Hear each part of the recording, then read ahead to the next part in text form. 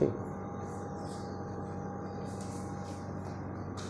Relation function पढ़े हो ना, तो हम रिलेशन फंक्शन पहले थोड़ा पूछ लेते हैं क्योंकि ज़रूरी है। और फंक्शन का इन्वर्स जब तुम्हें क्लियर से आता होगा तभी वो उसमें इन्वर्स ट्रिग्नोमेट्रिक फंक्शन समझ में आएगा, ये ध्यान रखना।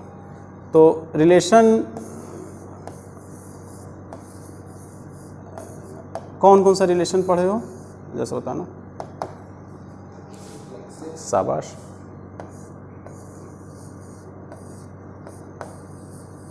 हमको थोड़ा सा पूछना ज़रूरी है, बता रहे हैं क्यों, अभी देखना। फिर सिमेट्रिक, और फिर तुम पढ़े होगे ट्रांजिटिव, ठीक है ना। अच्छा, रिफ्लेक्सिव, सिमेट्रिक, ट्रांजिटिव। एक और होगा एंटी सिमेट्रिक, पढ़े हो तुम, पढ़ी हो नहीं। एक और होता है, वो भी जान लो, क्योंकि तुम लोग को ज़्यादातर, हमें जहाँ तक के बच्चे जो मैथ लेते हैं उनको थोड़ा सा, ज़्यादातर बच्चों को जेई का रहता है, बाकी एनडीए उनडीए तो ठीक है, अच्छी चीज़ है। एंटी सिमेट्रिक रिलेशन में reflexive, symmetric, transitive, anti symmetric. Reflexive relation क्या होता है?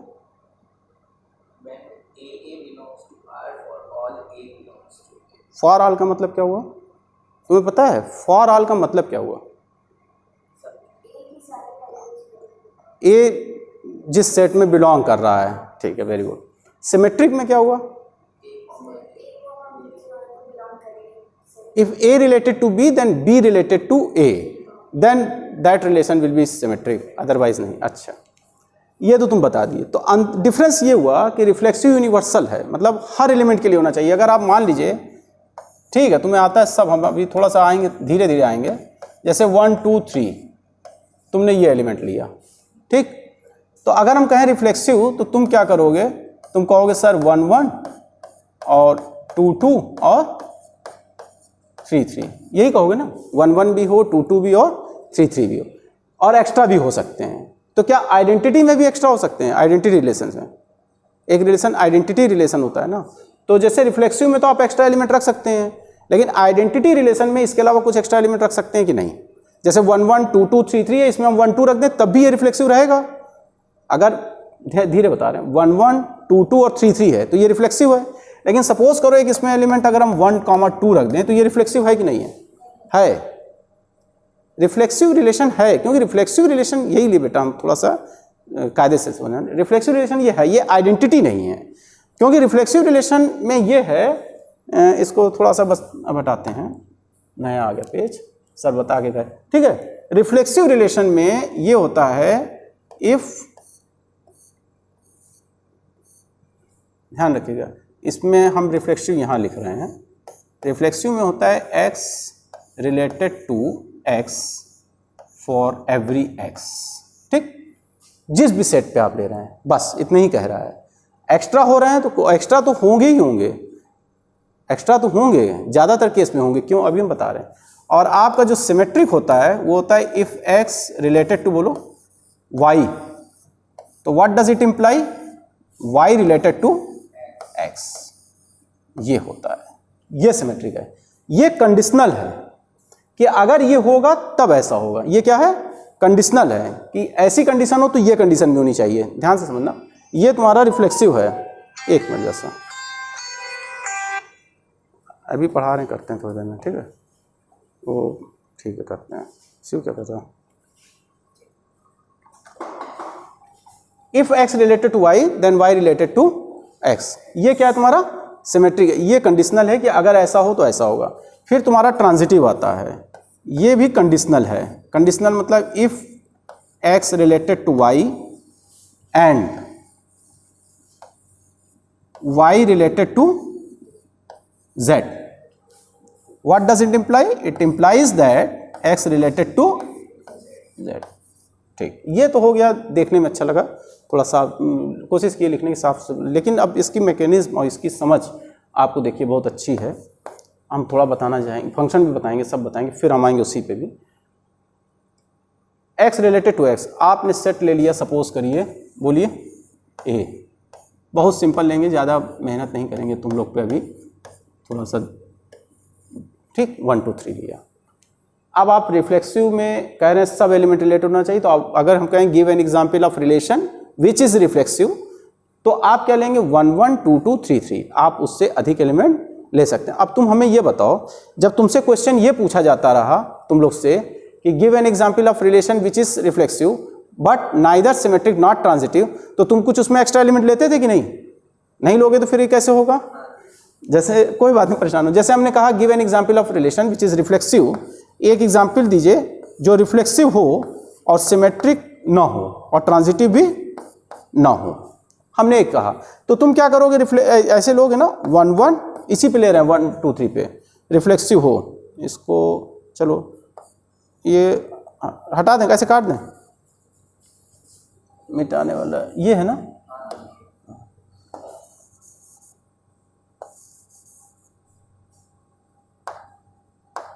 चलो ठीक है। अब जैसे देखो 1 कामा बोलो 1 2 कामा 2 3 कामा 3, ये क्या है? रिफ्लेक्सिव हो गया, हर एलिमेंट अपने से हो गया। लेकिन हम कह रहे हैं कि ऐसा रिलेशन बताइए कि रिफ्लेक्सिव हो और सिमेट्रिक ट्रांजिटिव ना हो। तो सिमेट्रिक ना हो उसके, ये तो सिमेट्रिक है और ये ट्रांजिटिव भी है, तो इक्विवेलेंस हो गया। तो सिमेट्रिक ना हो तो कुछ ऐसे एलिमेंट तुम्हें लेना पड़ेगा ना, ये जैसे 1 2 ले लो। 1 2 अगर है और 2 1 नहीं है, x y से है y x से नहीं, यानी 1 2 है और 2 1 नहीं है, तब वो क्या होगा? सिमेट्रिक नहीं होगा, है ना। अगर 1 2 होता और 2 1 होता तब वो सिमेट्रिक होता, क्योंकि अगर x y है तो क्या होना चाहिए भैया? y x भी होना चाहिए। लेकिन 1 2 है तो इसका उल्टा 2 1 नहीं है, तो ये सिमेट्रिक नहीं है। ठीक है, अच्छा 1 2 ले लिए और मान लो हमने एक 2 3 ले लिया। ट्रांजिटिव की क्या होती है कि अगर x y हो और y z हो तो x z भी होना चाहिए। देखो x y है y z है, लेकिन 1 3 x z नहीं है, इसका मतलब ये ट्रांजिटिव नहीं है। अब देखो अगर आदमी कैसे समझने वाली बात कैसे है, तुम लोग ने जो कहा वो हम ये नहीं कह रहे हैं कि गलत सही समझाने के लिए, तुम अपने से समझो कि रिफ्लेक्सिव में अगर एक्स्ट्रा एलिमेंट ना आए होते तो अब ये रिफ्लेक्सिव भी नहीं होता फिर, क्योंकि इसमें तो एक्स्ट्रा आ रहे हैं। अगर रिफ्लेक्सिव में एक्स्ट्रा नहीं आते होते तो हम ऐसा एग्जाम्पल रिलेशन का दे ही नहीं पाते कि रिफ्लेक्सिव होता और सिमेट्रिक ट्रांजिटिव ना होता। समझे कि नहीं, कि धीरे बताएं? कोई बात नहीं बेटा। देखो रिफ्लेक्सिव का मतलब क्या होता है कि हर एलिमेंट अपने से रिलेटेड हो, तो 1 1 रहा, 2 2 रहा, 3 3 रहा, हर एलिमेंट 1 2 3 का अपने से रिलेटेड हो गया। 1 1 से हो गया, 2 2 से हो गया और 3 3 से हो गया, सब अपने से हो गए। फिर उसके बाद हमने कहा सिमेट्रिक ट्रांजिटिव ना हो, तो सिमेट्रिक ट्रांजिटिव ना हो तो उसके लिए हमने क्या लिया? 1 2 लिया, लेकिन 2 1 नहीं लिया। तो 1 2 लिया, 2 1 नहीं लिया, तो क्या हो गया? सिमेट्रिक नहीं हुआ। अच्छा, और 1 2 लिया, 2 3 लिया, 1 3 नहीं लिया, तो ट्रांजिटिव नहीं हुआ। ट्रांजिटिव यही है ना कि 1 2 हो और 2 3 हो तो फिर 1 3 भी हो, लेकिन 1 3 नहीं है तो ट्रांजिटिव। तो इसमें एक्स्ट्रा एलिमेंट आए ना कुछ, अब यहाँ पे इसको हमने बंद कर दिया। तो ये रिलेशन कैसा हुआ? रिफ्लेक्सिव है लेकिन सिमेट्रिक और ट्रांजिटिव नहीं है, तो एक्स्ट्रा एलिमेंट लेना पड़ा। अब समझे? तो रिफ्लेक्सिव में ऐसा नहीं है कि आप एक्स्ट्रा नहीं ले सकते, आइडेंटिटी रिलेशन में आप एक्स्ट्रा एलिमेंट नहीं ले सकते। ठीक, थोड़ा सा और रिवाइज कराते हैं, परेशान हो थोड़ा, तुम लोग को जहाँ लगे कि ज़्यादा लग रहा है तो ठीक समझ गए। अब देखो एक चीज़ बताएं, अगर मान लो कोई लॉजिक है, धीरे से समझना, P इम्प्लाई Q, ये स्टेटमेंट अगर ट्रू है, क्या है? ट्रू है। इफ P इम्प्लाइज Q अगर ट्रू है तो minus P implies minus Q, ये ट्रू होगा कि नहीं होगा? ये बताओ सोच के। अगर if P implies Q statement true है तो minus P imply minus Q true होगा कि नहीं होगा? होगा। देखो कैसे,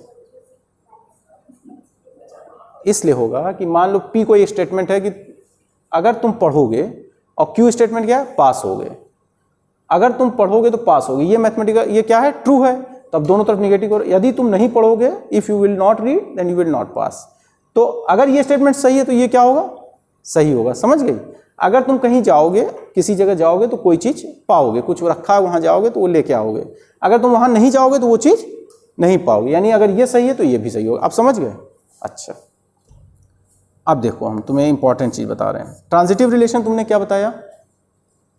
ट्रांजिटिव रिलेशन तुमने बताया कि A B से रिलेटेड हो और बी सी से रिलेटेड हो, वेरी गुड। तो ये इंप्लाई करेगा कि ए किससे रिलेटेड होगा, सी से होगा। अगर हम कोई ऐसी चीज़ लें कि इधर की भी पूरी चीज़ फुलफिल ना हो और इधर की भी पूरी फुलफिल ना हो, तब भी वो ट्रांजिटिव होगा, क्योंकि अभी हमने बताया ना कि अगर P सही, P इंप्लाई Q करता है तो minus P imply minus Q भी ट्रू होगा।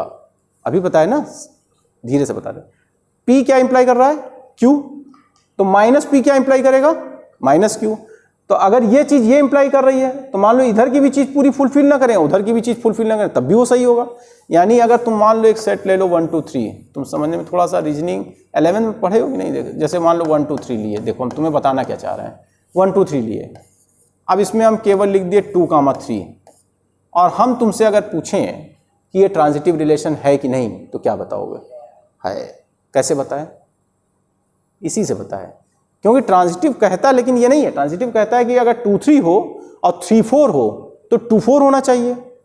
अगर 2 3 हो, देखो बेटा यहाँ पे देखो, मान लो 2 3 हो और 3 1 हो, 3 1 तो हो गई, तो ए बी से रिलेटेड है, बी सी से, तो क्या होना चाहिए बोलो, 2 1 से होना चाहिए। लेकिन इसमें 2 3 है और 3 से रिलेटेड कोई एलिमेंट ही नहीं है इसमें, तो 2 से वो रिलेटेड वो भी नहीं है, यानी दोनों चीज़ वो नहीं हो रही। इसका मतलब ये ट्रांजिटिव है।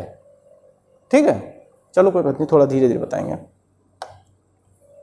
रिलेशन समझ लो, तुम लोगों को रिलेशन लग रहा थोड़ा सा वो कम पढ़े हो, हमने देखा, चलो कोई बात नहीं। ये समझ जाओ कि रिलेशन में डोमेन रेंज निकालना आता है। जैसे कोई रिलेशन दें और डोमेन और रेंज कहें, एक तो देते हैं क्वेश्चन, ठीक, हाँ एक तो देते हैं, नहीं आएगा हम बताएंगे। जैसे मान लो ये रिलेशन है R X, Y such that X plus Y is equal to 4, and पूरा लिखना बहुत जरूरी होता है, and X Y belong to natural number.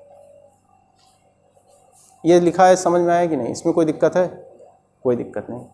एक रिलेशन R बनाइए आप जिसमें ऑर्डर पे X, Y टाइप के हों, जो इस कंडीशन को सेटिस्फाई करें कि X प्लस वाई कितना है, 4 आए, और एक्स वाई होने क्या चाहिए, नेचुरल। अगर हम इंटीजर करेंगे तो सेट और बड़ा हो जाएगा। ठीक, अब देखो x प्लस वाई कितना आना चाहिए बोलो, 4, तो y इज इक्वल टू कितना हो जाएगा, 4, x उधर ले आओ, माइनस x, ठीक है ना। अच्छा, अब ऐसे बना लो, x को 0 नहीं ले सकते क्योंकि नेचुरल नंबर है। x को हम सबसे छोटा क्या x है, 1 से स्टार्ट होता है ना नेचुरल नंबर, तो x को क्या लेंगे 1, तो y कितना मिलेगा, 3 मिलेगा। तो यानी x को हमने कितना लिया, x को y लेना है ना 1, तो y कितना मिला 3। इसमें कोई दिक्कत हुई नहीं, वेरी गुड। अब x को हम क्या लेंगे 2, तो क्या मिलेगा 2, 2। फिर x को क्या लेंगे, हाँ 3, तो 4 माइनस 3, x को 3 लिए, तो y कितना मिला 1। ये हमारा रिलेशन जो कंडीशन दी गई थी उस पे ये हमारा रिलेशन बना। किसी भी रिलेशन के ऑर्डर पेयर के, एक ऑर्डर पेयर, 2 ऑर्डर पेयर, कितने हैं 3 ऑर्डर पेयर, 1 2 3, किसी भी रिलेशन के हर ऑर्डर पेयर के फर्स्ट एलिमेंट जो आप लेते हैं उससे जो सेट बनता है उस सेट को हम डोमेन कहते हैं। यानी आपका डोमेन जो होगा वो ये होगा, ऑर्डर पेयर के फर्स्ट एलिमेंट 1 2 3, वेरी गुड। ये आपका डोमेन हो गया। रेंज क्या होगा, रेंज पूरा लिख देना क्योंकि R पहले रिलेशन को दिखा रहा है। हाँ बोलो, 3 2 1, 3 2 1, चाहे आप 3 2 1 लिखिए, चाहे 1 2 3 लिखिए, सेट के एलिमेंट्स में ऑर्डर का कोई इंपॉर्टेंस नहीं होता, ऑर्डर पेयर्स के एलिमेंट्स में ऑर्डर का इंपॉर्टेंस होता है। लेकिन सेट में आप चाहे 1 2 3 लिखिए, चाहे 2 3 1 3 1 2, तो हम लिख दे रहे हैं जो भी तुम्हारा मन हो, जो तुम्हें अच्छा लगता हो। ये समझ गए, डोमेन रेंज हम निकाल लिए, इसमें कोई तुम्हें दिक्कत हुई नहीं हुई। करता क्या है, ये ऐसे दे देगा क्वेश्चन और फिर पूछ लेगा कि ये रिलेशन रिफ्लेक्सिव है कि सिमेट्रिक है कि ट्रांजिटिव। अब ये 1 2 3 पे जब भैया हम ले रहे हैं, ये तो नेचुरल नंबर पे है, तो कोई एलिमेंट, सब एलिमेंट अपने से कहाँ रिलेटेड है, तो डोमेन रेंज निकालना सीख गए। ठीक है, हम एक क्वेश्चन देते हैं, इसको हटा दें, ठीक है, एक देखो तुम्हें और देते हैं। अब इसका डोमेन रेंज तुम निकालना। R, ये रिलेशन है, R stand for relation not real number. आपको हम दे रहे हैं X, Y सच दैट, ये इस कंडीशन को फुलफिल कर रहा है, x square plus y square is equal to 4 and x y belonging to z। किसी को अगर तुम लोगों को दिक्कत हो तो हम इसको सॉल्व कर दें कि ट्राई करोगे कि बता दें, जैसा बोलो। एक तो बता दें तो एक और दें, इसके बाद वाला दें, जैसा बोलो। आपको आर रिलेशन बनाना है जो इस कंडीशन को फुलफिल करे। कंडीशन क्या है कि आपको x, y ऑर्डर पेयर लेते जाना है जिनके स्क्वायर का सम कितना है, 4 है, और दोनों नंबर आपको लेने क्या है, इंटीजर। तो जैसे मान लो हमने x को 0 लिया तो y कितना आएगा, नहीं y हमारा 2 आएगा। हाँ, आराम से, कोई बात नहीं। तुम किस स्कूल में भैया, और तुम खेल का हो, अच्छा ठीक, वेरी गुड, दोनों ठीक हो। ये x हमारा 0 हो गया तो y कितना आएगा, 2। यहाँ हम 0 लिख दें और यहाँ क्या लिख दें बोलो, 2। लेकिन एक चीज़ ध्यान रखो, अगर हम x को 0 लें तो y को हम -2 भी ले सकते हैं क्योंकि इंटीजर है, और जब यहाँ 0 का स्क्वायर करेंगे, ये -2 का स्क्वायर करेंगे, तब भी हम 4 पाएंगे। ठीक है, तुम्हें कोई दिक्कत हुई? x को अगर 0 लें और y को कितना लें बोलो, -2, तो -2 का स्क्वायर 4 हो जाएगा, तो 0 + 4 फिर भी 4 आ जाएगा, सही लिखे ना। अच्छा, अब अगर हम x को -2 ले लें तो y कितना हो जाएगा, 0, ठीक है ना। तो यानी -2, 0 और 2, 0। कोई दिक्कत किसी को नहीं? अच्छा, ये तो ठीक है। और कोई भी ले सकते हैं? अब नहीं ले सकते। √2, √3 तो लेना नहीं क्योंकि इंटीजर है, नहीं तो इसको √3 ले लें, इसको 1 ले लें। अगर हम उसको रियल नंबर लिए होते तो हमारा सेट और बढ़ जाता। तो हर एक चीज़ पे हमारी डिपेंडेंसी है, इस पे भी है कि हमारा फार्मूला क्या है और हमको लेना कहाँ से। जहाँ से लिया जाता है उसको रिप्लेसमेंट सेट बोलते हैं, उस पर भी। यहाँ पे किसी को दिक्कत कुछ हो तो बता दो। अब समझ गए, इसका डोमेन तुम समझ गए, 0 और -2 होगा, और रेंज भी 0 -2 होगा, डोमेन रेंज होगा। एक हम देंगे तुम लोग को, थोड़ा सा देखेंगे भी, वहाँ आ भी नहीं सकते ना वहाँ तक। अच्छा चलो, तो सब ठीक है, चलो हाँ आ सकते हैं, आएंगे।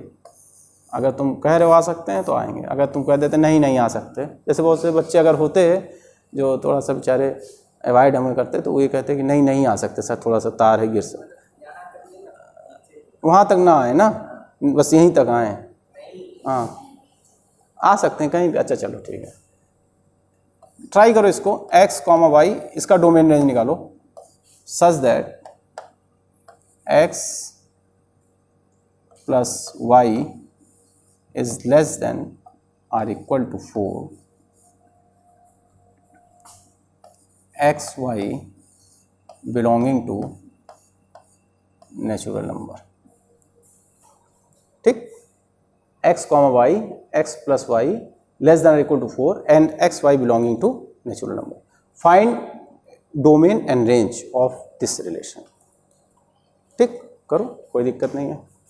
यहाँ पे बस ये ध्यान रखना कि हमने इक्वल लेस देन लिखा है, तो आपको ऐसे सभी नेचुरल लेने पड़ेंगे जिनका सम 4 से छोटा या बराबर हो।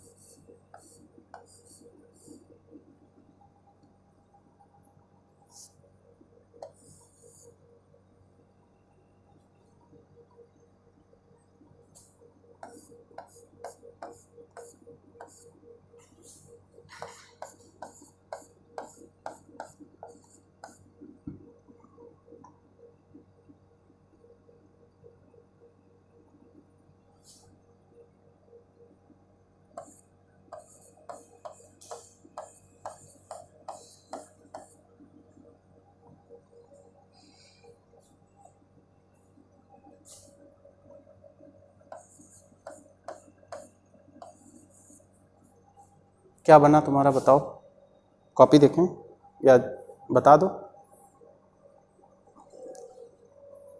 थोड़ा सा और आगे हो कि हमको तुम मना किए हो ना, 1 1 1 2 1 3 2 1 लिए हो, 2 1 2 2, हाँ तुम्हारा सही है, मेरा में तुम्हारे में कितना 2 1 दो बार क्यों ले लिए, 2 1 1 2 दो बार ले लियो ना तुम, देखो इससे तो होगा नहीं ना, इस पर 1 2 यहाँ भी है 1 2 यहाँ भी है, दो बार सेट में एलिमेंट को नहीं, ये देखो 1 2 यहाँ भी है 1 2 ये भी है,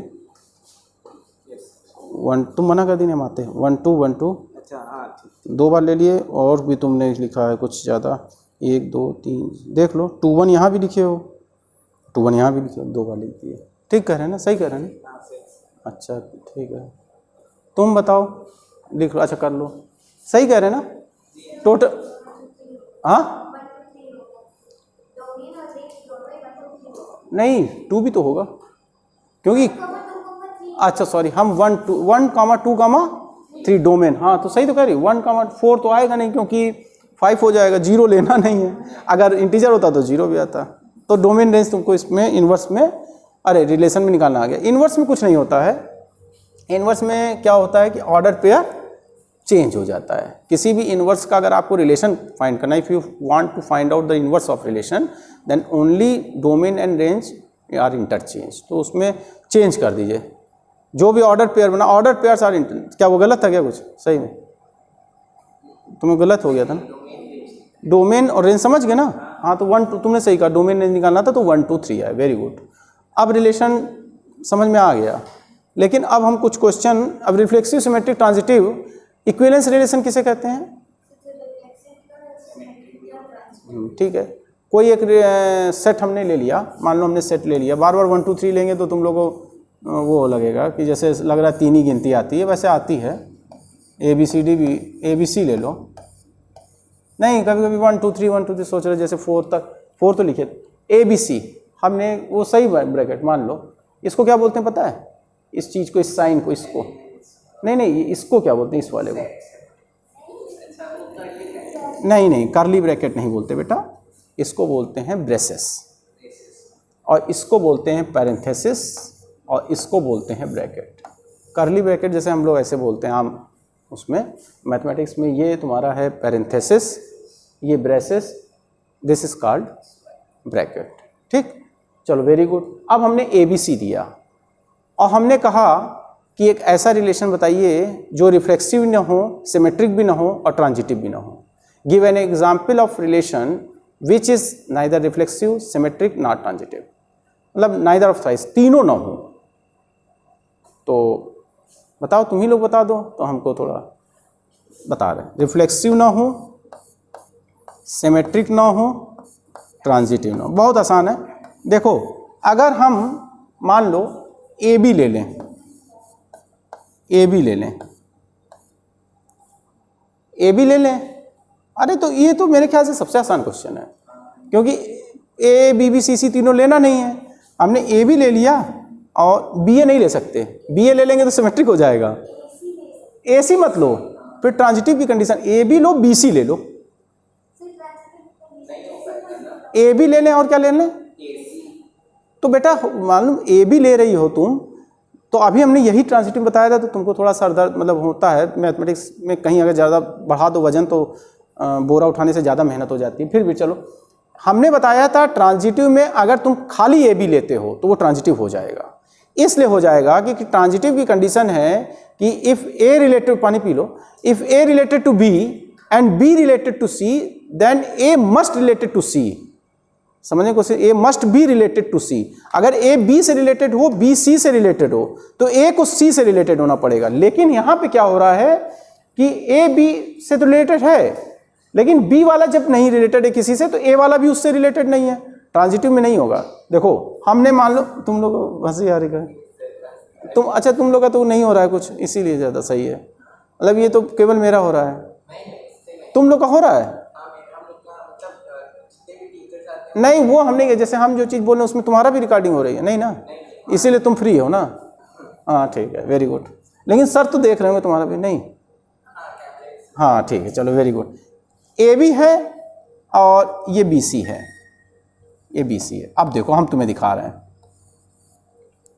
देखो रिफ्लेक्सिव नहीं है। रीजन कि रिफ्लेक्सिव तभी होता जब ए बी सी के हर एलिमेंट अपने से रिलेटेड होते, माने ए भी होता, बी बी भी होता और सी सी भी होता, लेकिन यहाँ पे तो कोई नहीं है। हाँ, ए सी लोगी तो ट्रांजिटिव बनने का चांस है। ए लोगी बेटा तो हम सही कह रही हो, लेकिन वो नहीं होगा, क्योंकि ट्रांजिटिव ये कहता है ना, देखो तुम्हें हम बता दें, अगर मान, जैसे पहले इसको समझ लो फिर उसको हम बताते हैं। जैसे हमने ए बी लिया, बी सी लिया, ट्रांजिटिव क्या कहता है कि अगर ए बी से रिलेटेड हो और बी किससे हो, सी से, तो ए को कहाँ होना चाहिए, सी से। लेकिन इसमें ए सी नहीं है, इसका मतलब ये ट्रांजिटिव नहीं है। क्यों?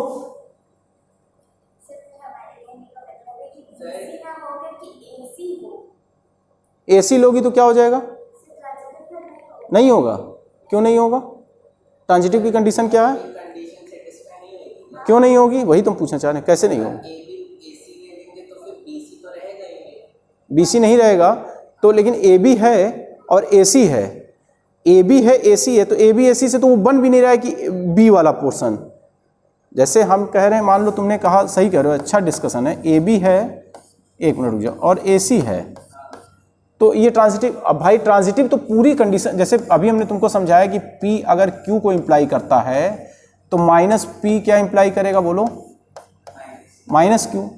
तो जब A B से हो, B C से हो और A C से ना हो तब वो ट्रांजिटिव नहीं होगा। लेकिन A B से रिलेटेड हो और B C से रिलेटेड हो और A भी C से रिलेटेड हो जाए तब ट्रांजिटिव होगा। तो इधर की भी तो कंडीशन पूरी नहीं सेटिस्फाई हो रही, यहाँ पे बन ही कहाँ पा रहा है A B B C। अगर ए बी बी सी बनता और ए सी न होता, यहाँ तो बन ही नहीं पा रहा है। तो जब यहाँ नहीं पूरा बन, यहाँ पेयर कहाँ बन रहा है तुम्हारा, ट्रांजिटिव का क्या है? हाँ, हम गलत पढ़ा के चले जाएं, माथे पे जोर न देना पड़े तो वो अच्छी चीज़ नहीं है। थोड़ा सा जोर मैथ में, और जोर नहीं है, कोई जोर नहीं, अभी तो जोर पढ़ा ही नहीं है, ट्रांजिटिव नहीं है, ये ट्रांजिटिव है। अगर हम इसको मिटाते हैं पूरे को फिर से पढ़ाएंगे, इसीलिए हम कहें ना थोड़ा सा ITF में बहुत आसान है, शुरू कर देते। लेकिन देखो समझे कि नहीं, कुछ सही बोलो, छोड़ दे फिर ज़्यादा उसको एक्सप्लेन क्या कर, समझ गई तुम भी। ए बी है हो और बी सी हो और फिर ए सी ना हो तब वो ट्रांजिटिव नहीं होगा। लेकिन जब इधर ए बी है और बी के साथ कुछ है भी नहीं तो उधर भी ए के साथ भी नहीं है, तो minus P is also minus Q. अगर तुम वहाँ जाओगे तो लाल बाल छुओगे, अगर वहाँ नहीं जाओगे तो लाल बाल, अरे बाल हो चाहे जो समझ लो, नहीं छुओगे। तो अगर ए बी होगा और बी सी अगर नहीं होगा तो फिर ए वाला भी उससे नहीं है, तो तब वो स्टेटमेंट ट्रांजिटिव हो जाएगा। तो आप ए सी नहीं ले सकते, आप समझिए। ऐसे मतलब हाँ मैं हाँ नहीं कर रही हूँ ना, सही में समझ रही हूँ ना। हाँ, तो याद रखना, हमने क्वेश्चन लिया था on a where a is equal to, थोड़ा सा ठीक है सही बताना चाहिए, थोड़ा गलत बताने से कोई वो नहीं है, ए बी सी, ठीक है। और हमने कहा आप ए बी लीजिए, अब हम एक्सप्लेन करते हैं, और आप बी सी लीजिए। This is neither reflexive not symmetric not transitive. अब देखो ए बी है, बी सी है, लेकिन ए सी नहीं है, that is why it is not transitive. A B है, A B belong to R, R मान लो, बोलो A B belong to are, but reason क्या आप देंगे, बी ए। आप रिलेशन अभी बहुत अच्छे से नहीं पढ़े हो और रिलेशन का क्वेश्चन आता है, याद रखना। A B belong to are but b a does not belong to r. कहाँ है बी ए? बी ए इसमें है ही नहीं, इसका मतलब ये सिमेट्रिक नहीं है, क्योंकि सिमेट्रिक क्या होता है कि अगर एक्स वाई से हो तो वाई एक्स से हो, सिमेट्रिक नहीं है। ए बी है, बी सी है, और ए ए कोई भी नहीं, any one of a a b b और सी सी नहीं है, इसका मतलब रिफ्लेक्सिव नहीं, जबकि तीनों होना चाहिए, एक भी नहीं है। ठीक, तो अब तुम्हें क्लियर हो गया ना रिफ्लेक्सिव। अच्छा, एक तो कहो तो पूछेंगी, रहने दें जैसा बोलो। एक ऐसा रिलेशन का एग्जाम्पल दो जो रिफ्लेक्सिव हो और सिमेट्रिक ट्रांजिटिव ना हो। Give an example of relation which is reflexive but neither symmetric not transitive. Reflexive कोई भी, हम ऑन ए लिख दे रहे हैं, हम 1 2 3 लिख दे रहे हैं, अच्छा लगता है। और तुम लोग को अगर नहीं अच्छा लगता तो तुम लोग ए बी सी लिख लो, हम ऐसे 1 2 3 लिख दे रहे हैं, ठीक है। ऑन ए का मतलब होता है every relation is a subset of a cross ए। अगर ए पे ले रहे हो, अगर दो सेट ए क्रॉस बी पे ले रहे हो तो every relation is subset of a cross b. तो हम ए पे ले रहे हैं, इसका मतलब ए क्रॉस ए, यानी 1 1 1 2 1 3 2 1 2 इस पे। अब बताओ रिफ्लेक्सिव हो, सिमेट्रिक और ट्रांजिटिव ना हो। चलो लिख लेते हैं, तुम्हारी बात, तुम तो सही कह रही हो, पहले उतना तो लिखना ही पड़ेगा। वेरी गुड, ये सही कह रही हो तुम, वेरी गुड, क्योंकि पहले जो करना वो तो कर ही लें, सही बात है। 1 1 2 सही, वेरी गुड। 1 1 2 2 3 तो हमको लिखना ही पड़ेगा क्योंकि इसमें से, हाँ अच्छा सही है, तुम सही कह रही हो। अगर हम खाली 1 2 लेते तो फिर वो हो जाता, क्या हो जाता, ट्रांजिटिव हो जाता, जैसे भी होता है। तो 1 2 ले लें, और क्या बोलो जैसा, क्या नाम है तुम्हारा, नाम नहीं पूछे थे, चलो जा 1 2 बोलो। अब तुम लोग समझ गई, इसीलिए हमने पूछा कि हमको देखें थोड़ा सा। हाँ क्या कह रहे, ये क्या हो गया, सिमेट्रिक नहीं है, सिमेट्रिक क्यों नहीं, तुम बताओ, एक मिनट उसी को बताओ, वेरी गुड। और ट्रांजिटिव क्यों नहीं है, हाँ 1 2 है, 2 3 1 3 नहीं। अब हमें ये हो गया कि तुम लोग थोड़ा बहुत ज़्यादा नहीं रिलेशन समझ गए, ठीक। डोमेन नहीं निकालना भी समझ गए, इनवर्स में कुछ नहीं करना रहता, यही ऑर्डर पे उठा के पटक के इसमें आ रहा है, इसलिए ज़्यादा हम वो सब ना करें, नहीं तो हम थोड़ा वैसे पढ़ाते हैं, मतलब उलट देते हैं, ठीक है चलो, ठीक। रिलेशन हो गया। अब रिलेशन का क्वेश्चन हम थोड़ा बहुत तुम लोग को लगवाएंगे नेक्स्ट टर्न पे। तो क्या वो बोलो, कुछ सोच रहे हो तो बताया, सोचा करो तो बता दियो, लगाएंगे। लेकिन ये है कि रिलेशन आप बहुत अच्छे से पढ़ के आएंगे, रिलेशन का सब चीज़। अभी तो बहुत आसान था, डिस्कोर्स वाला भी मतलब रिलेशन तुम लोग को क्या एनडीए वाला है, जेई NIT जो भी, ठीक है तुम्हारा। हाँ तो एक काम करना कि रिलेशन बहुत अच्छे से पढ़ के आना, ठीक है, सेट से तो नहीं, रिलेशन पढ़ के आना। थोड़ा फंक्शन बताते हैं, ठीक, फिर आ जाएंगे। बोलो जैसा कि रिलेशन और पढ़ के आओगे ना, नहीं बहुत धीरे से, कोई मतलब दिक्कत तो नहीं, आओगे ना, अच्छे से पढ़ लेना, ठीक है।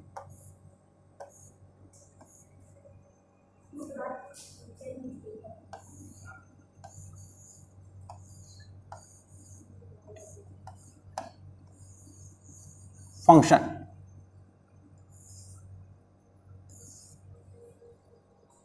आप जैसे कोई भी चीज़ पढ़ते हैं, चाहे रिलेशन हो चाहे फंक्शन हो, तो आप डिफिनेशन समझा करिए पहले कि है क्या कोई चीज़। तो सबसे पहले हमारा क्वेश्चन उठता है व्हाट इज़ फंक्शन, फंक्शन क्या है। जैसे रिलेशन आपने पढ़ा, तो उसी तरह से पर्टिकुलर टाइप ऑफ रिलेशन, यानी आप किसी रिलेशन पे कुछ कंडीशन इंपोज कर दीजिए तब वो फंक्शन होगा। Every relation is not a function but every function is relation. तो कैसे रिलेशन फंक्शन होंगे ये देख लो। पहले हम तुम्हें ऐसे समझा दे रहे हैं, ग्राफिकली समझा दे रहे हैं, हालांकि तुम्हें आता भी होगा, फिर भी देखो। जैसे ये है, दो सेट हमने लिया, इस सेट को हमने क्या कहा बोलो, ए, और इसको बी, ठीक। Any rule f from a to b, मालूम है, हमें पता है कि तुमको आता है बहुत अच्छे से, फिर भी any rule f from a to b is called function if and only if every element of a must related to unique element in b, ठीक है। इसके हर एलिमेंट को इसके किसी एक एलिमेंट से, माने दो कंडीशन है। फंक्शन सेटिस्फाई होने की कितनी कंडीशन है बोलो, दो। एक क्या है कि ए का कोई भी एलिमेंट क्या हो, खाली ना रहे, और ए का कोई भी एलिमेंट दो प्लेस पे नहीं हो सकता, केवल एक पे। हाँ, दो एलिमेंट एक जगह जा सकते हैं, ये फंक्शन की रूल है, तभी आप उसको फंक्शन कहेंगे, नहीं तो नहीं कहेंगे, ठीक है। जैसे इसमें देखो, हम बता दें, ये है, अब ये एलिमेंट है, ये इसमें एलिमेंट ले लिए, इसमें ये ले लिए, और ये इसको इससे कर दिए, ये इसमें खाली हो गया, ये खाली नहीं रह सकता इसको इससे कर दिए। ये फंक्शन है कि नहीं है, इसका खाली रह सकता है फंक्शन, लेकिन इसका कोई भी एलिमेंट खाली नहीं है, और दो एक पे जा सकते हैं। दो क्या, सब के सब एक पे चले जाते हैं, उसको हम क्या बोलते हैं, कांस्टेंट फंक्शन। कई सारे एलिमेंट कितने पे एक पे जा सकते हैं, सभी बच्चे जैसे यहाँ मान लो जब पढ़ रहे हैं, सब बच्चे यहीं तो आएंगे एक जगह, लेकिन एक बच्चा दो जगह तो नहीं, दो जगह जो नहीं जा सकता, एक ना, तो कई चीज़ एक जगह जा सकती है, उसको बोलते हैं कांस्टेंट फंक्शन। ये समझ गए, बस फंक्शन की यही डिफिनेशन है कि every element of a must related to unique image in b, ठीक है। अब देखो इसके टाइप पढ़ लो, तुरंत बताएंगे, फिर some standard types of function बताएंगे, वो इंपॉर्टेंट होगा। ये ऐसे तुम्हारे दिमाग में थोड़ा सा रहे इसलिए बता दें टाइप्स। पहला तुम्हारा जैसे 1 1 है, 1 1 ये इंपॉर्टेंट है। इसमें क्या है 1 1 में ये एलिमेंट है, मान लो ये, इसमें जैसे उसमें 2 एलिमेंट सेम जा सकता था, इसमें ऐसा नहीं है। इसमें हर एलिमेंट को केवल एक ही जगह जाना है। पहली बात, एक एलिमेंट तो 2 जगह जा नहीं सकता, लेकिन 2 एलिमेंट भी इसमें एक जगह नहीं जा सकते, हर एलिमेंट अलग अलग जाएंगे। जैसे ये इससे, ये इससे, ये इससे, ये खाली है तो कोई बात नहीं, ये क्या कहलाएगा 1 1। लेकिन अगर मान लो 2 से अधिक, 2 या 2 से अधिक, 2 or more than 2 elements go to many 1, देख लें पहले। अब देखो इसमें जैसे ये है more than 2 element go to same, इस पे आ गए। और ये चलो ये तुम्हारा खाली, इससे कोई मतलब नहीं, तो ये मेनी 1 हो गया। क्योंकि हमने बताया ना 2 आर मोर देन 2 एलिमेंट्स अगर एक सिंगल पर जाए तो वो क्या हो जाएगा, मेनी 1 हो जाएगा। ये क्या हो गया, मेनी 1 हो गया। अब देखो इसके बाद तुम्हारा आता है इनटू। इनटू यही है, इनटू में क्या होता है कि इसको हम लोग बोलते हैं डोमेन और इसको बोलते हैं कोडोमेन, इसको कोडोमेन। और जो एलिमेंट रिलेटेड होते हैं उसको हम लोग क्या बोलते हैं, बोलो, रेंज। ये ध्यान रखना, जो एलिमेंट रिलेटेड होते हैं उनको हम रेंज बोलते हैं, और पूरे सेट को, जो सेकंड सेट है जहां पे इमेज आती है, उसको कोडोमेन और इसको डोमेन। इतना तो मालूम है तुम लोग को, ठीक है। इसका भी आते हैं। और इसमें ये क्या है, अगर इसमें तुम्हारा सेकंड सेट का कोडोमेन का कोई एलिमेंट अगर जैसे ये खाली रह गया तो इसको क्या बोलेंगे, बोलो, इनटू। हाँ, अगर कोडोमेन का भी कोई एलिमेंट खाली नहीं है तो उसको क्या बोलेंगे, ऑनटू, ऑनटू बोलेंगे। इसमें तो खाली है ना तो इसको इनटू बोलेंगे। इससे तुम लोग इससे जल्दी समझ, ये देखो ये, अब इसमें भी कोई खाली नहीं है तो ये क्या है, बोलो, 1 1 भी है, क्योंकि हर एलिमेंट किस पे जा रहा है, अलग अलग, नहीं 2 1 पे नहीं जा रहे ना। 2 जैसे ही 1 पे चले गए तो 1 1 नहीं होगा, वो क्या हो जाएगा, मेनी 1। अगर 2 या 2 से अधिक 1 पे चले गए तो क्या हो जाएगा, 2 आर मोर देन 2 एलिमेंट अगर सिंगल पे चले गए तो वो मेनी 1। लेकिन इसमें सब अलग अलग जा रहे हैं और इसका कोई कोडोमेन का कोई भी एलिमेंट खाली नहीं है। तो ये तुम्हारा क्या हो गया, बोलो, 1 1 ऑनटू, 1 1 ऑनटू। इनटू में हमेशा कोडोमेन का एक या एक से अधिक एलिमेंट एम्प्टी रह सकता है, इसमें कोई दिक्कत नहीं। ये तुम्हारा हो गया, क्या हुआ, ये 1 1 इंटू, पूरा अगर नाम लेंगे तो 1 1 इंटू, क्योंकि ये खाली है, समझ गए। ये तुम्हारा क्या हुआ, नहीं ये तो यार गलत हो गया, ये तो फंक्शन ही नहीं, इसको क्यों खाली छोड़े, ऐसे कर दें। अगर इसमें कोई एलिमेंट ये बन गया था डॉट, एक ठो गलती से छुआ गया था, तो ये क्या हो गया, मेनी 1 इंटू, इंटू है क्योंकि ये खाली है, कोडोमेन। ये क्या हो गया, 1 1 ऑन 2, और ये क्या हो गया, मेनी 1 इंटू, क्योंकि उसका खाली है। समझ गए कि नहीं। अच्छा, अब ये बताओ कि 1 1 फंक्शन हम कैसे, कोई फंक्शन दिया है तो उसमें हम 1 1 कैसे चेक करेंगे और ऑन 2 कैसे चेक करेंगे।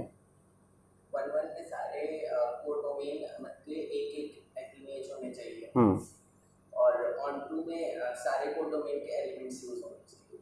ठीक है, नहीं वो तो ठीक है, लेकिन जैसे कोई फार्मूला में हमने फंक्शन दिया, अभी हम फंक्शन पढ़ा रहे हैं, जैसे सपोज करो अभी हम फंक्शन के बोलो,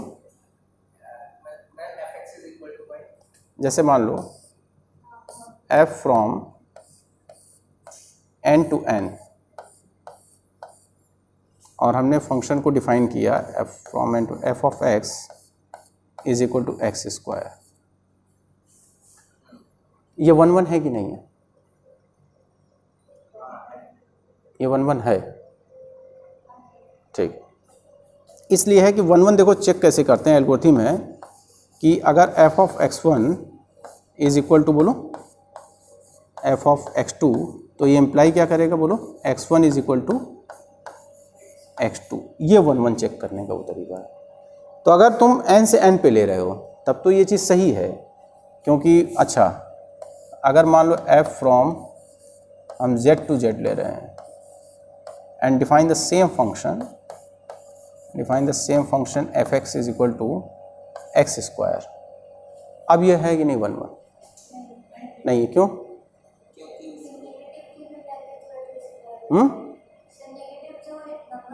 वन की इमेज भी वही मिलेगी, -1 की इमेज भी। और करने के एल्गोरिथम ये है, अगर हम इस तरह से भी करना चाहें तो f(x1) f(x2) इक्वल है तो f(x1) जैसे सपोज करो हम ये ले लें, ये एल्गोरिथम है 1 की, बार बार बता रहे हैं, this is an algorithm to check 1 ठीक।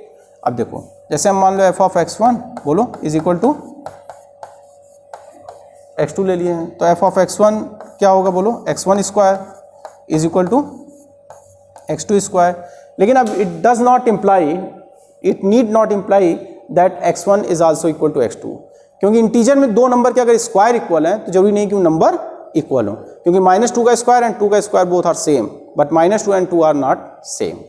समझ गए? तो इसका मतलब कि ये फंक्शन, देखो हमने ये चेंज किया, रिप्लेसमेंट सेट जहाँ से एलिमेंट लिया जाता है, तो हमारा वही यहाँ पे फंक्शन 1 हो रहा है, यहाँ पे फंक्शन मेनी 1 हो रहा है, ठीक है ना। अच्छा ये भी समझ में आ गया, वेरी गुड। ऑन2 कैसे चेक करते हो?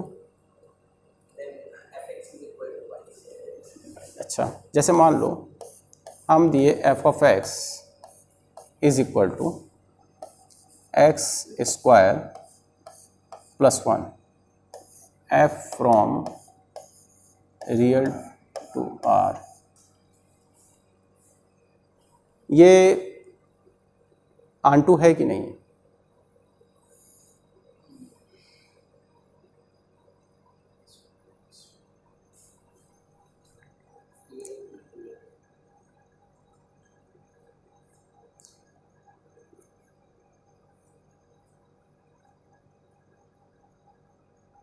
ऑन2 नहीं है,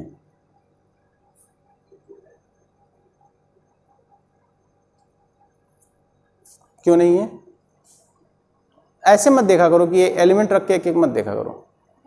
हाँ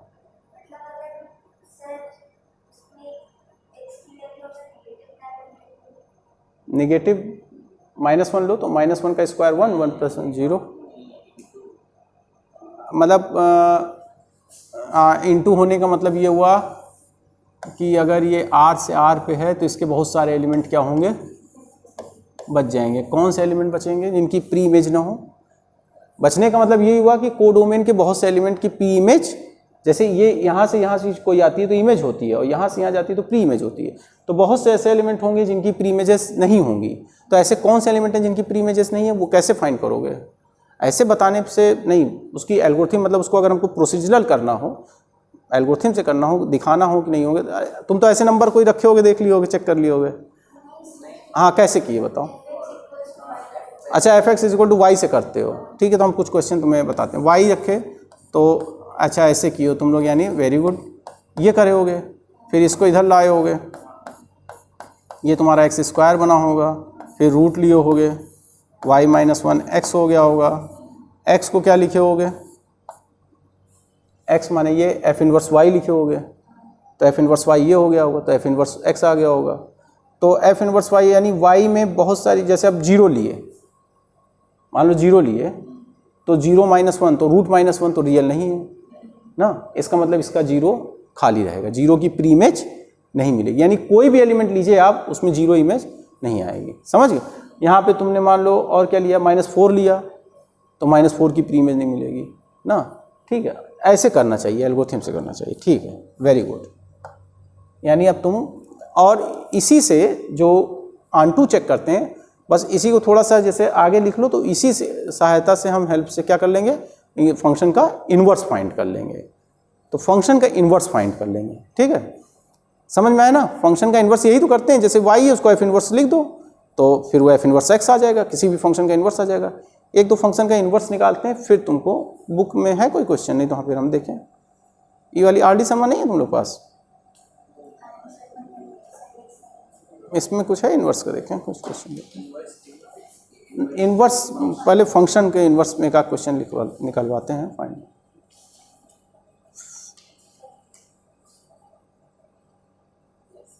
ब्रैकेट फंक्शन जानते हो? ब्रैकेट जानना चाहिए।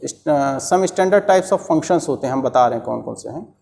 पहले इन्वर्स एक ठो दो ठो फाइंड करवा दें, चलो हम बता दे रहे हैं। है बुक दो तो एक दो ठो देखें इन्वर्स दें, इसमें नहीं है।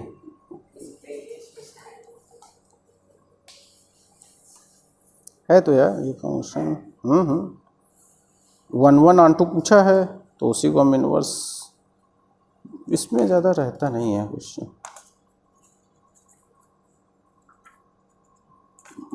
इसमें नहीं है।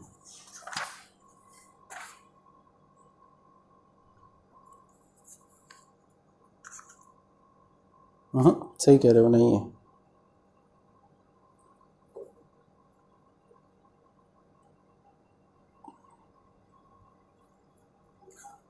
कोई बात नहीं, हम अपने से करवाते हैं, कोई बात नहीं।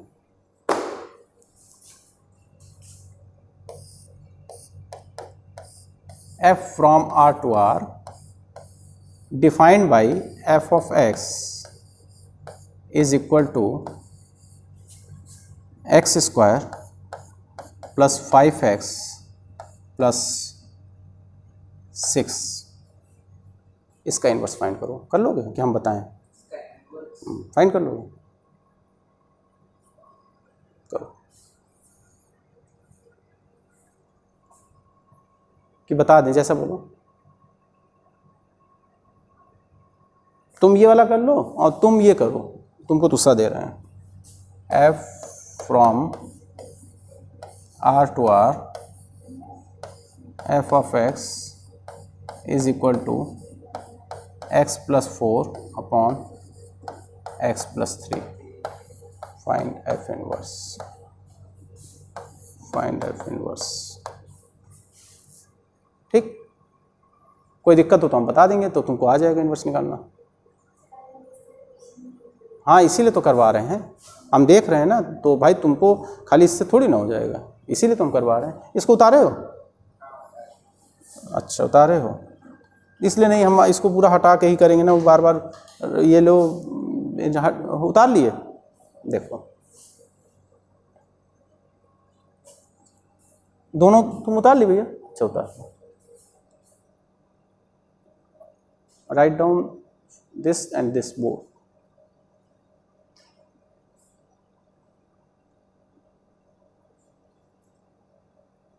हो गया? देखो हम बताते हैं तुमको, सीख लेना, इसके बाद और क्वेश्चन लगवाएंगे उसमें भी इन्वर्स। पहला क्वेश्चन क्या था बोलो? f of x is equal to, देखो कैसे इन्वर्स फाइंड किया जाता है, अच्छे क्वेश्चन का, सिंपल तो तुम कर लो। ये है ना f of x x square plus, f of x को सपोज करें y, तो कितना हो गया बोलो? x square plus 5x plus 6। इसमें कोई दिक्कत तुम्हें शायद नहीं हुई? हुई? नहीं हुई? अच्छा, अब एक काम करो, अब तुम इसमें तुम्हें करना क्या रहता है, इसमें करना क्या रहता है, इसमें तुम्हें करना क्या रहता है, इसको उधर कर दो। ठीक, तो हो जाएगा x स्क्वायर बोलो plus 5x plus 6 minus y is equal to बोलो 0। कोई दिक्कत तो नहीं हुई? बहुत आसानी से यहाँ तक आ गए। अच्छा, x स्क्वायर, अब x की वैल्यू हम उससे फाइंड कर सकते हैं, किससे? अरे बोलो, x की वैल्यू हम हाँ नहीं, सीधा 4 से, सीधा 4 फार्मूले से। तो x इज इक्वल टू बोलो प्लस माइनस, नहीं माइनस यहाँ रहता है, माइनस b कितना है? सही है, ठीक है ना? अरे सॉरी, नहीं ये सही कहा है एकदम, वेरी गुड। माइनस b, हाँ प्लस माइनस बोल अंडर रूट b स्क्वायर कितना है? माइनस 4a और c कितना है?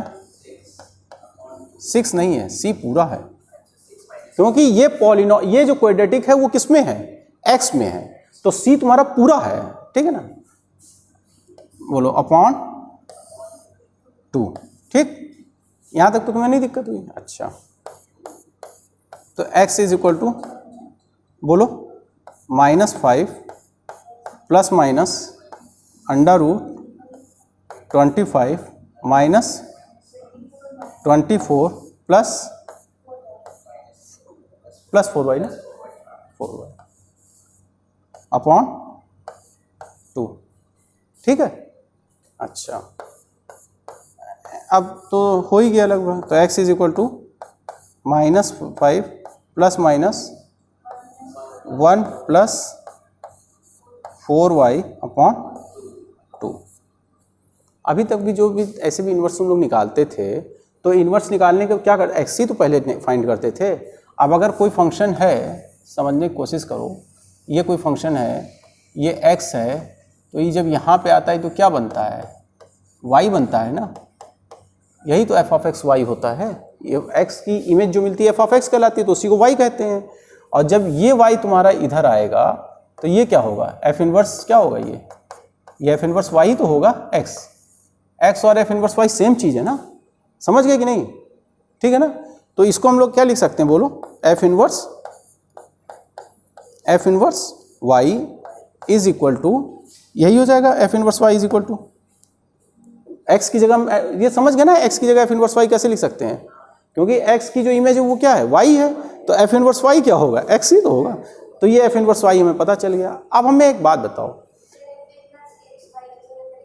हाँ, एफ इनवर्स एक्स को पूरा एक्स हो जाएगा, क्योंकि जब हमें कोई फंक्शन एफ ऑफ एक्स, एक मिनट समझ लो पहले, हड़बड़ाना मत, अगर f of x x square है तो एफ ऑफ 2 क्या होगा, नहीं 2 4 तो होगा, 2 स्क्वायर होगा ना। अगर f of x x square है और यहाँ पे हम लिख दें x square plus y square plus z square, तब तो तुम 4 ना बोलती, तब तुम बोलती x square plus y square plus z square का होल स्क्वायर, जो चीज़ अंदर होगी उसी का स्क्वायर कर दे रहे हैं, 2 बोले तो 2 का स्क्वायर। तो अब यहाँ पे अगर एफ इनवर्स वाई हमको पता चल गया है, तो एफ इनवर्स एक्स क्या होगा, जहाँ वाई है वहाँ एक्स हो जाएगा, क्योंकि this is function in y. तो हम 2 3 4 एक्स भी निकाल लेंगे, तो एफ इनवर्स एक्स क्या हो गया हमारा, f inverse x is equal to what, बताओ, -5 प्लस माइनस √1 प्लस 4y। अपने से क्वेश्चन लिए, अपने से सॉल्यूशन देंगे। अब तुम्हें कोई दिक्कत हो तो बताओ। एक इस टाइप का होता है, एक लॉग का होता है, एक्सपोनेंशियल का होता है, और फिर अपॉन वाले होते हैं, और भी कई होते हैं, लेकिन इंटर क्लास 12th तक इतने ही हैं, बाकी और तुम्हारे बढ़ते जाए, इसमें कोई दिक्कत नहीं है। ये इन्वर्स निकालने का फंक्शन जैसे इस तरह से दिया है, तो ये तरीका है, ठीक है। अब अपॉन वाला हम दिए, उसको भी तुम कर लो, फिर थोड़ा सा हम और आगे आते हैं। इसको हटा दें, इसको हटा देना। ठीक, वो क्वेश्चन क्या था, जैसा एक बार बोल दो,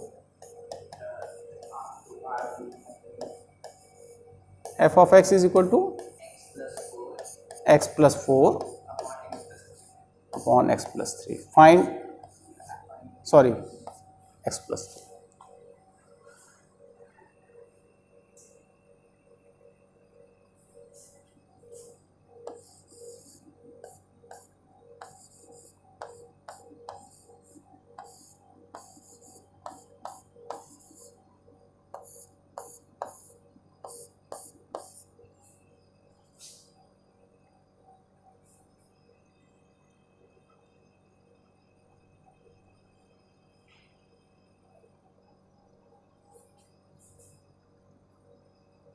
बताएं, ये करो,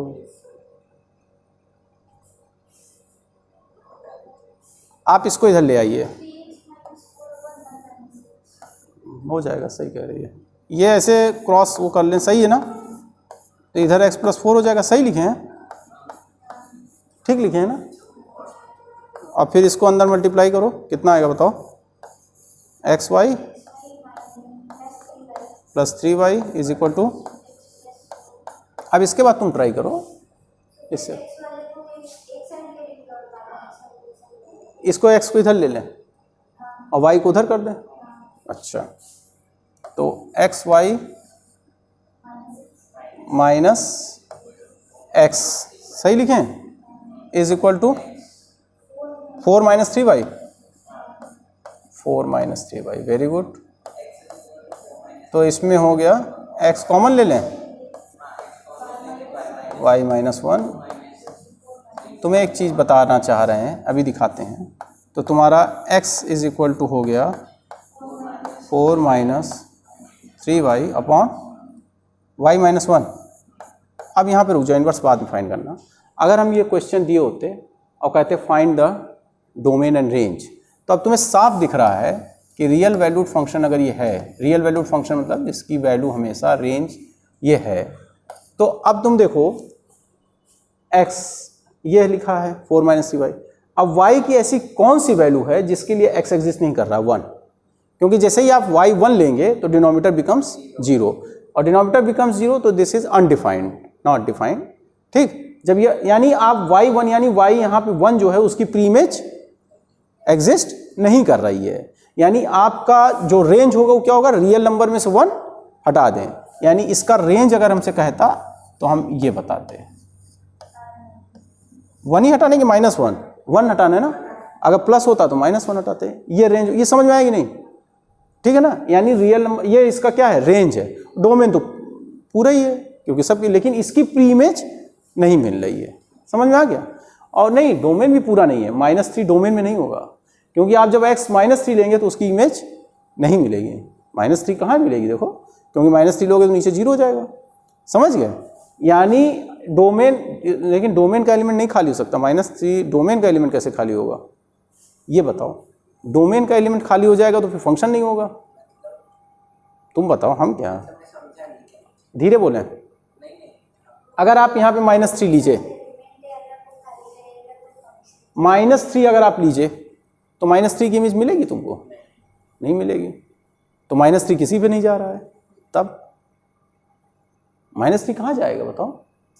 तो डोमेन रियल नंबर में से -3 हटा दो, तब फंक्शन डिफाइन होगा। यानी इसका डोमेन जो होगा, डोमेन क्या होगा बोलो, रियल नंबर में से -3 ना, -3 हटा दें, और रेंज क्या होगा भैया, रियल नंबर में से 1 हटा दें।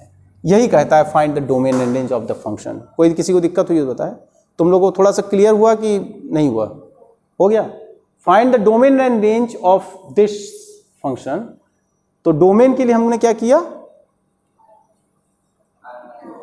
-3, ये डोमेन, हाँ आर सही तो लिखे -3, -3 हटा दिया, और रेंज के लिए हमने 1 हटा दिया, तब ये फंक्शन क्या हो गया, डिफाइन हो गया।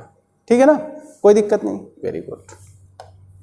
हमको निकालना पड़ा -3, नहीं तो फंक्शन डिफाइन नहीं होता। ये हमारा पढ़ाने का मतलब था ITF।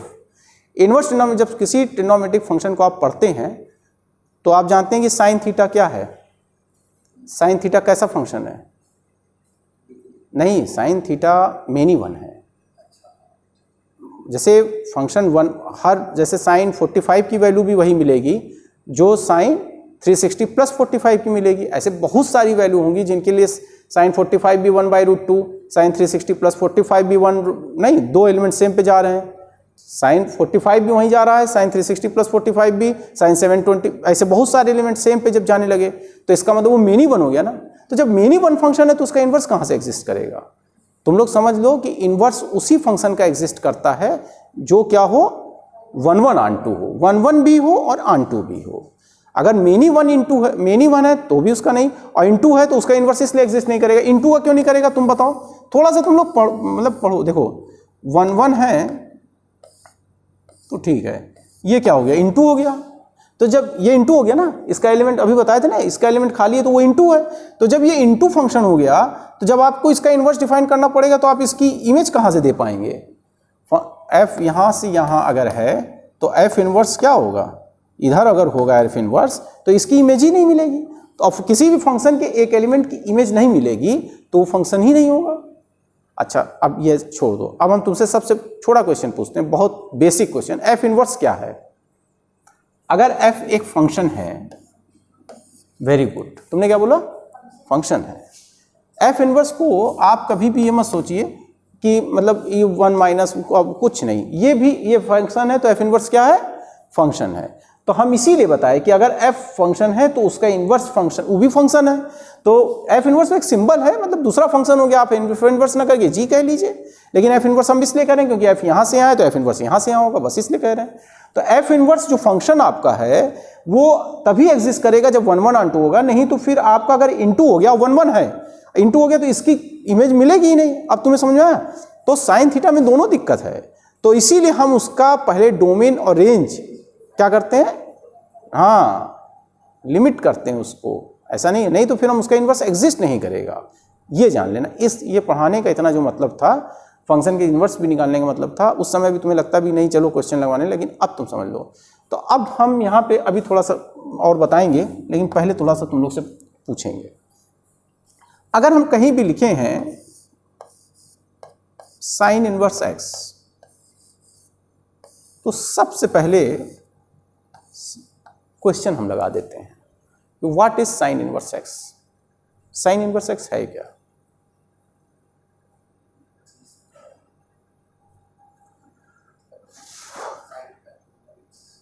बहुत सिंपल ढंग से पढ़ो और बहुत डेप्थ में और बहुत समझ के पढ़ो। What is sine inverse x? Sine x का इनवर्स, साइन इनवर्स एक्स है क्या? हाँ, साइन इनवर्स एक्स सबसे पहले तुमको बताना चाहिए कि एक एंगल है।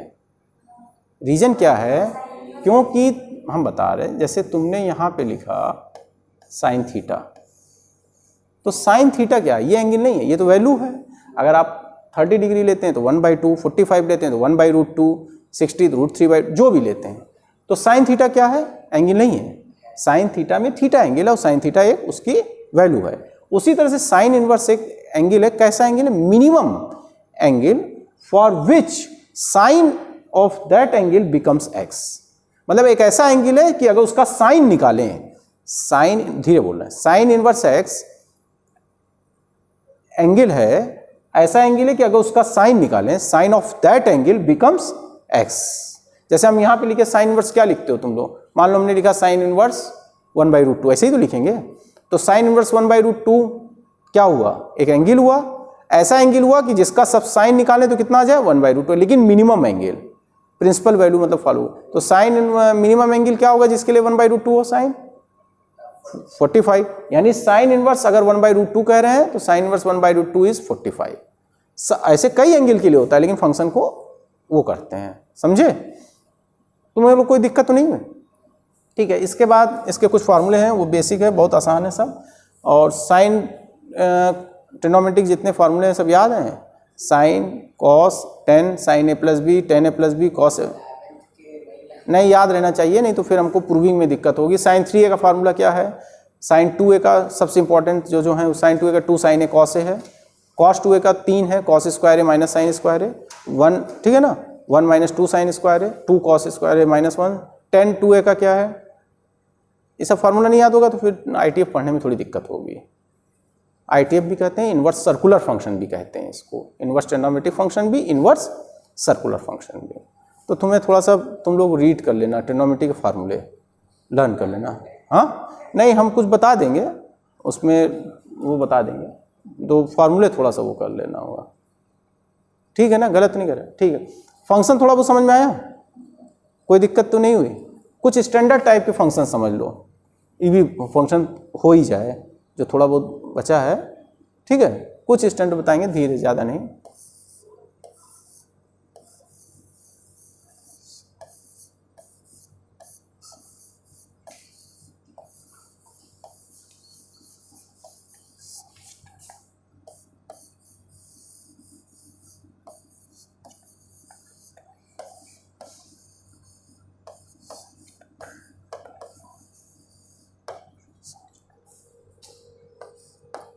जो इम्पोर्टेंट है वो बता दे रहे हैं, ठीक? सब जितने हैं इसमें सबसे जो है तुम्हारा इम्पोर्टेंट बहुत सारे हैं। एक है मॉडुलस फंक्शन, ये तुम बहुत अच्छी तरह जानते हो। और ये जब हम बोलते हैं तो तुम सबसे पहले बस ये समझते हो कि मॉडुलस फंक्शन का मतलब है कि इसमें जो भी नंबर लें उसको हमेशा पॉजिटिव है, बस इतना ही समझते हो, ठीक है?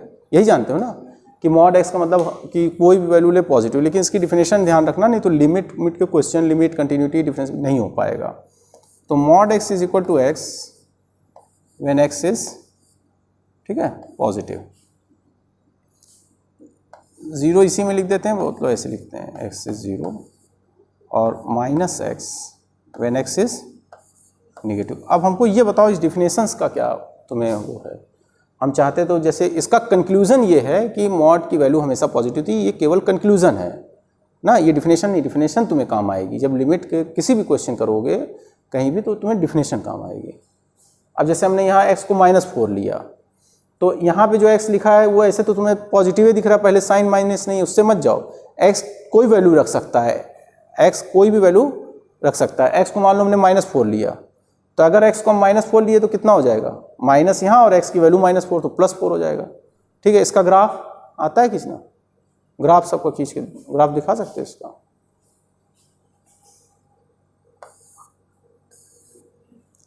x की वैल्यू जब आप पॉजिटिव ले रहे हैं, जैसे यहाँ पे 1 2 1 की कितनी मिल रही, बोलो 1 ही मिलेगी।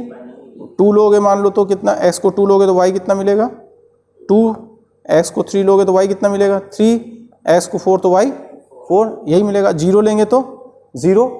अच्छा, अब x को -1 लोगे तब कितना मिलेगा, तब भी।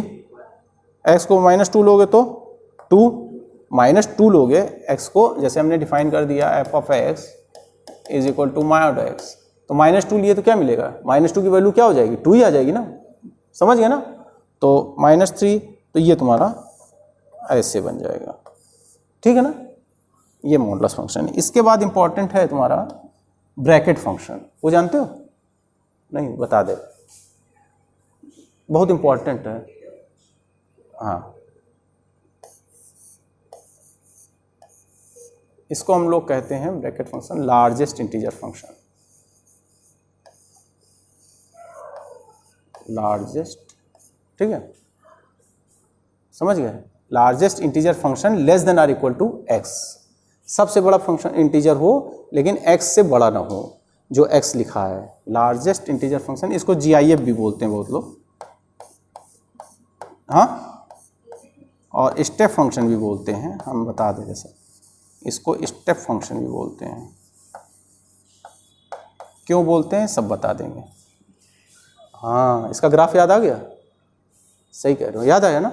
इसका ग्राफ ऐसे ही होता है, सही बोल रहे हो तुम। इसका ग्राफ जो होता है, अब होता क्या है ये तो पता ही है, तुम्हें पता है कि नहीं, थोड़ा सा याद दिला दे रहे। देखो जैसे हम इसमें लिखे 4.1, तो 4.1 जब ब्रैकेट में लिखे तो आप सबसे बड़ा इंटीजर बताइए जो इससे बड़ा ना हो। 5 तो इससे बड़ा हो गया। Largest integer which is less than or equal to 4.1, 4 हो गया, शाबाश, समझ गए तुम। यानी आप जब 0 से 1 तक हैं, आप जब 0 से 1 तक हैं तो आपकी वैल्यू कितनी मिलेगी, जैसे 0.4 0.5 कुछ भी लोगे तो 0 ही मिलेगी। 0 से, अच्छा समझ गए ना, 0 से 1 के बीच में कोई भी नंबर लोगे, 1 लोगे तो 1 मिल जाएगी क्योंकि इक्वल लेना है। अब फिर 1 से 2 पे लोगे तब 1 से 2 पे, 1 से 2 पे लेंगे तब 1 से 2 नहीं, 1 से 2 पे कोई भी वैल्यू लोगे तो हमेशा तुम्हें क्या मिलेगा 1 मिलेगा। तो इसका यहाँ 1 बना लो, 1 से 2 पे 1 मिलेगा। अच्छा, अब 2 से 3 पे 2 मिलेगा। समझ में आया, कोई दिक्कत, तुम्हें दिक्कत हो रही, सही बोलेगी ऐसे, हाँ मतलब हाँ ठीक है। तो अब ये तो ठीक है 4.1 मिल गया। अच्छा, इसकी वैल्यू बताओ सोच के, हाँ, largest integer which is not greater than -3.1,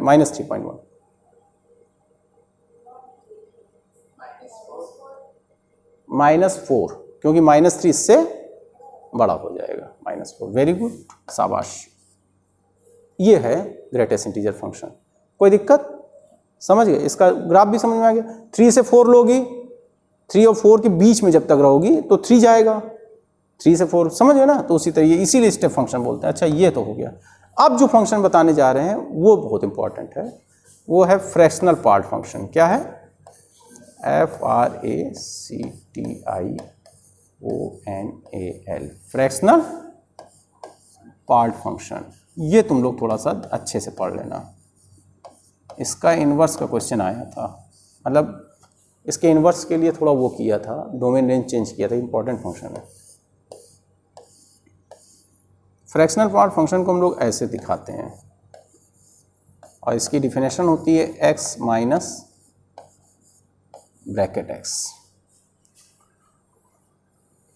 x minus bracket x। Bracket x जो अभी तुम पढ़े हो, ब्रैकेट x तुम पढ़े हो लार्जेस्ट इंटीजर फंक्शन या GIF ग्रेटेस्ट इंटीजर फंक्शन या स्टेप फंक्शन। अच्छा, अब आप हमको इसका रेंज बताइए। डोमेन तो सभी, कोई भी रियल नंबर ले लो, सबकी वैल्यू एग्जिस्ट कर रही है, क्योंकि अपॉन में है नहीं, रूट में है नहीं, दो ही चीज़ देखा जाता है।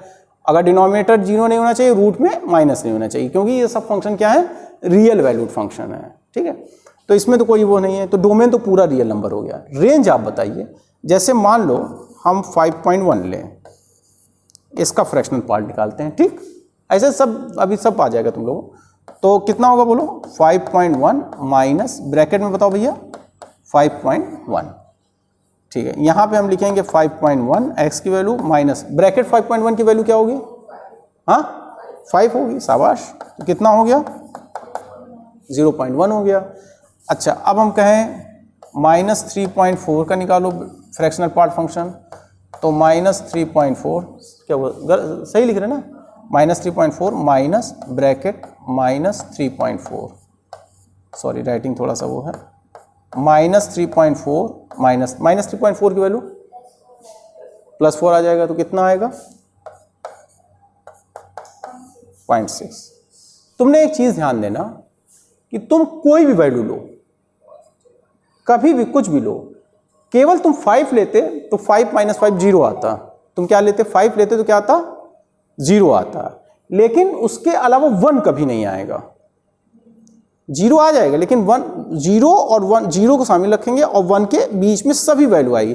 यानी इसका वो क्या हुआ, हमको ये बताओ, इसका डोमेन तो रियल नंबर हुआ, रेंज बताओ क्या हुआ। इंटरवल पढ़े होगे तुम लोग, ओपन इंटरवल, क्लोज इंटरवल, हाँ इंटरवल पढ़ी हो, नहीं तो बता देंगे अभी, तुम्हें आता है इंटरवल।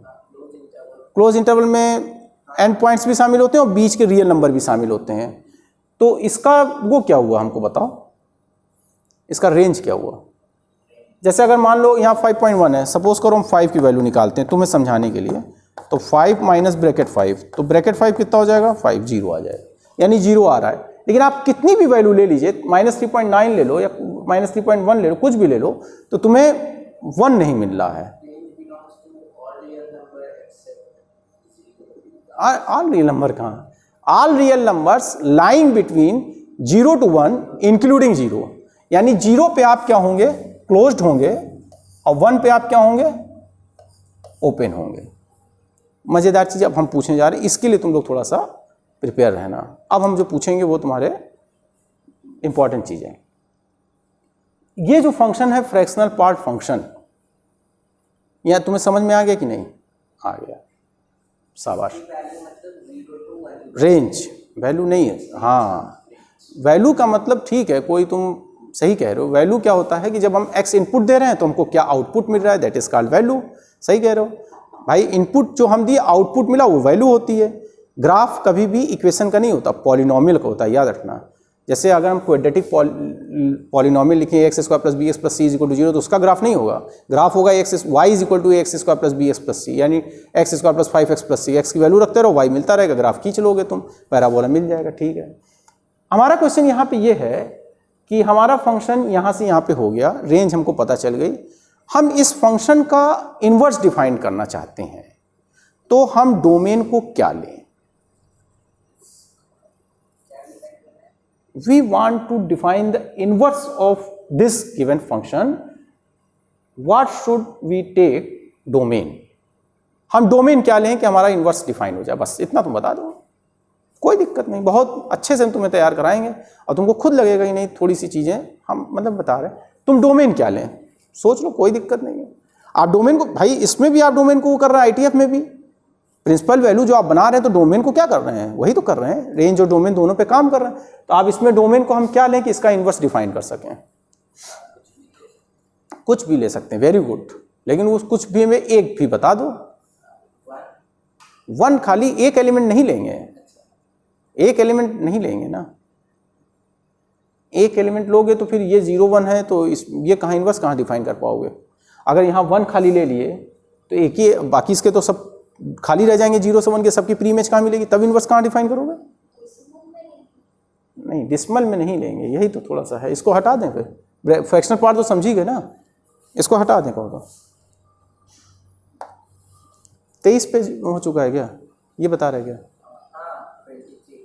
तो बैक भी तो होता होगा ना। देख ये अच्छा ठीक है।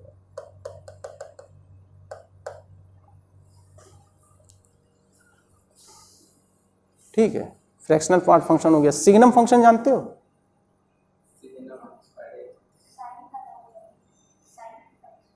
नहीं, एक्स अपॉन मॉड एक्स होता है ना सिग्नम। ठीक है, फ्रैक्शनल पार्ट हो गया। लॉगरिथम फंक्शन जानते हो?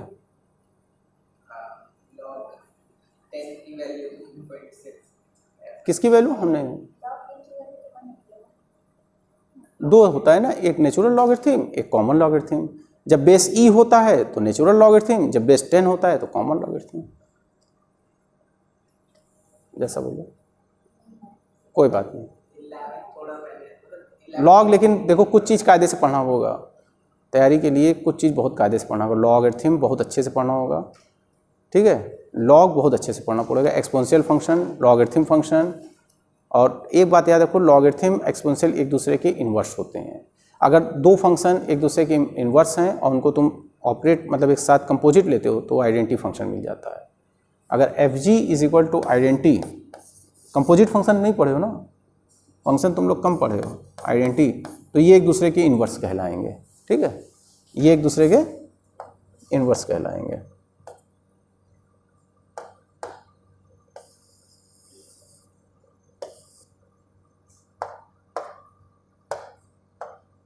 अब हमें ये बता दो क्या क्या पढ़े। जैसे थोड़ा बहुत रिलेशन, थोड़ा बहुत समझ में आ गया, कुछ थोड़ा बहुत तो आया। रिलेशन, रिफ्लेक्सिव सिमेट्री, थोड़ा बहुत ट्रांजिटिव वाला भी बता दिए। फंक्शन थोड़ा टाइप तो आता ही होगा, वो भी आ गया। मतलब 1 1 इंटू मेनी वन सब आता ही था तुम्हें। थोड़ा सा ये आ गया है। इसके बाद अब तुम्हें जो है रिलेशन, हम थोड़ा सा रिलेशन फंक्शन पढ़ के आना। हम सोचें डोमेन रेंज निकालना भी सिखा दिए फंक्शन का। और फंक्शन के अगर और अच्छे क्वेश्चन थोड़े से लगा लो, फंक्शन आता भी है, फंक्शन के क्वेश्चन आते भी हैं, एक आध क्वेश्चन। हाँ, तुम्हारे बोर्ड में तो आते ही, मेंस में भी आता है। तो थोड़ा सा फंक्शन वो पढ़ लेना, और इसमें एक आध क्वेश्चन उसको खोलो, एक्सरसाइज देखें। लगाए थे थोड़ा वो पहली एक्सरसाइज देखो।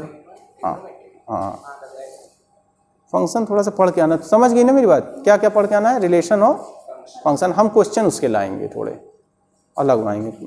और अगर तुम लोग को कोई वो बात हो तो बता दो, कोई दिक्कत हो तो कायदे से पढ़ के आना। तुम्हारा नाम क्या है? अच्छा, और तुम्हारा? अच्छा ठीक, वेरी गुड, बहुत बढ़िया। हालांकि तुम लोग तो ये लगाए हो, फिर भी हम पूछते हैं, चलो कोई बात नहीं। 14 क्वेश्चन तो पूरा लगाए हो? हाँ अच्छा, सही है, वेरी गुड।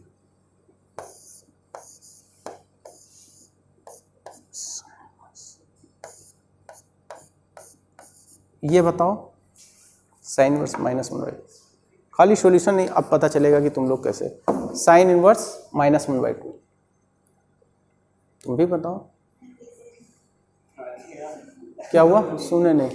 हाँ, हम सुन नहीं पाए, क्या कही?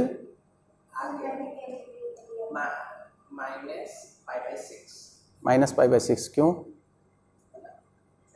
ये -π/6 सही बताए हो, ये क्यों? नहीं, तुम ये ना बताओ, तुम हमको ये बताओ कि जो साइन इनवर्स फंक्शन है, साइन इनवर्स जैसे f होता है, हम यहाँ पे साइन इनवर्स लिख दे रहे हैं, ठीक है ना। साइन इनवर्स x, ये फंक्शन कहाँ से कहाँ होगा? साइन इनवर्स x,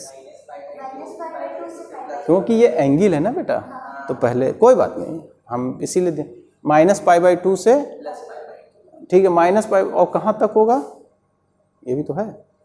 नहीं, तुमको कहाँ नहीं वो बताना होगा ना। हाँ, -1 to 1, और -π/2 की वैल्यू मिलेगी तुम्हारी -1 ना, और π/2 की मिलेगी 1। ठीक है, ये ध्यान रखना, बस ये ध्यान रखोगे तो तुम्हारा ये, अब इसमें जैसे कर लिए तो अब वो देख लोगे कि उसके बीच उसकी वैल्यू आ रही है कि नहीं। जैसे -π/6 बताए ना, तो ये सबका याद है, sine inverse, cos, tan, cosec सबका याद है, ये कहाँ से कहाँ होगा। जैसे अभी इसका बताइए -1/2 से 1/2 माइनस, ये सबका याद है कि केवल साइन का याद है? बताओ।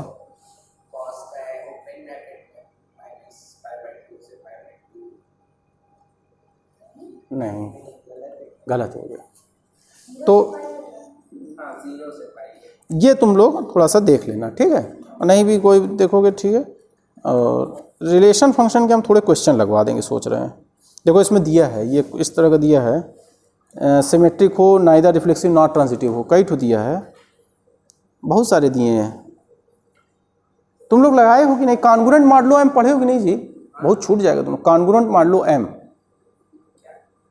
बता दे रहे तुम लोग। रिलेशन फंक्शन बहुत छोड़ के पढ़े हो तुम लोग, नहीं पढ़े हो छोड़ के, गलती तुम, मतलब वो है कि बुक थोड़ा सा वही है ना। जैसे अब ये वाला क्वाड्रेटिक वाला जो आज फंक्शन का हम इन्वर्स निकाले वो नहीं पढ़े होगे ना, तो बुक वैसी दी हो ना, क्वेश्चन है ही नहीं कुछ, थोड़ा सा बस डिफिनेशन बता दिया। जैसे ये पढ़े हो कि नहीं, A is congruent to B modulo M, ये सब नहीं पढ़े रहोगे बेटा तो दिक्कत हो जाएगी तेरे। ये तो अभी सब इंटर का ही चल रहा है, इंटर में अगर पूरा नहीं हो पाएगा तो फिर आगे का। ये A is congruent to B modulo M इसको बोलते हैं, ये पढ़े हो कि नहीं? नहीं पढ़े, कोई बात नहीं। चलो तो तुम ऐसा करना, साफ नहीं आ रहा। हाँ ठीक है, ऐसा करो, रिलेशन व फंक्शन हम जितना बताएं तुम पढ़ के आओ, और क्वेश्चन हम लेके आएंगे और थोड़ा सा लगवा देंगे। अभी तो तुम बुक यही है बस है, तो वो लेती आना, ठीक है। तुम्हारे पास केवल यही है, इसको हटा दें। हाँ हाँ